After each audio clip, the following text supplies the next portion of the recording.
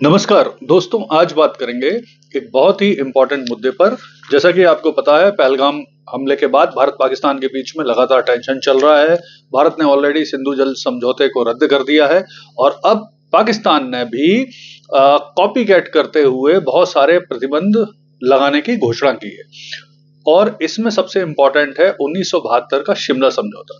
तो आइए इस पूरे वीडियो में विश्लेषण करते हैं कि 1972 का शिमला समझौता क्या था और आगे अब भारत पाकिस्तान क्या कार्रवाई कर रहे हैं और इसका क्या भविष्य हो सकता है। तो जैसा कि आपको पता ही है कि पहलगाम हमले के बाद भारत ने पाकिस्तान के ऊपर बहुत सारे प्रतिबंध लगाए, जिसमें प्रमुख रूप से सिंधु जल समझौते को रद्द करना था। इसके अलावा भी बहुत सारे और प्रतिबंध हैं जो लगाए हैं, बहुत सारी घोषणाएं की हैं। तो अब सेम तरह की, लगभग कॉपी कैट करते हुए पाकिस्तान ने भी उसी तरह की घोषणाएं और उसी तरह के प्रतिबंध भारत पर लगाने की भी घोषणा की है, जिनमें अगर हम देखें, सबसे पहले तो उन्होंने बाघा बॉर्डर बंद किया, जो ऑलरेडी भारत बंद कर चुका था। फिर उसने भारत के राजनयिकों को भारत पाकिस्तान से वापस भारत भेजने का बोला। भारत ने ऑलरेडी अपने राजनयिक पहले ही भारत बुला लिए, मतलब बुलाने का बोल दिया था।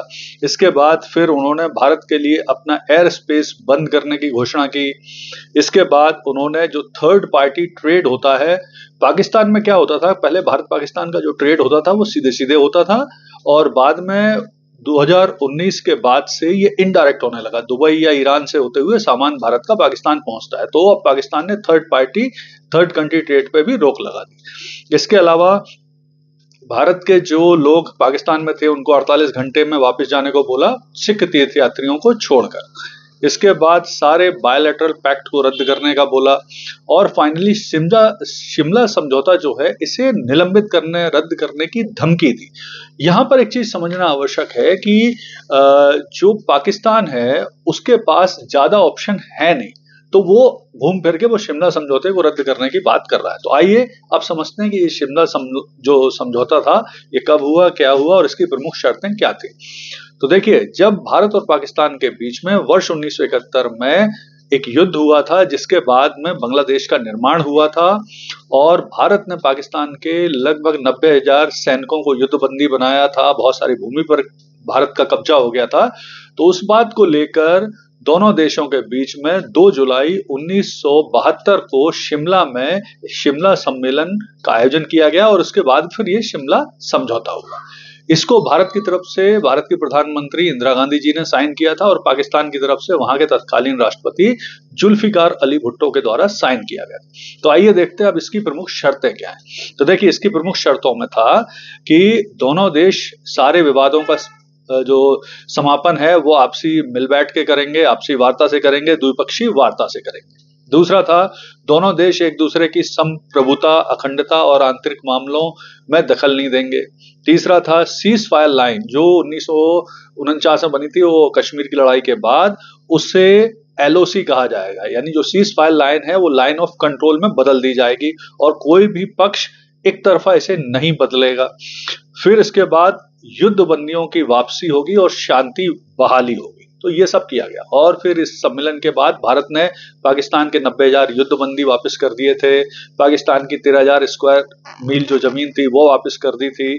और हालांकि बात अलग है कि पाकिस्तान ने इस सम्मेलन का कभी सम्मान नहीं किया। उसने जो कश्मीर का मुद्दा है वो कई मंचों पे उठाया, कारगिल वॉर करके एलओसी का वायलेशन किया, तो ये सब किया।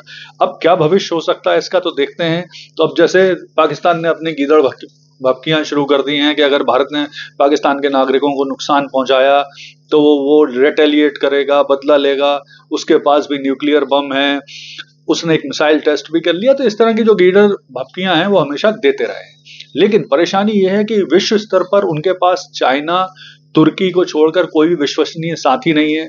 विश्व के देशों में उनकी कोई साख नहीं है, विश्व मंच में उनकी कोई साख भी नहीं है। जबकि भारत की अगर हम बात करें तो भारत के पास इस समय विश्व मंच पर, विश्व में एक बड़ी साख है, भारत की बात सुनी जाती है।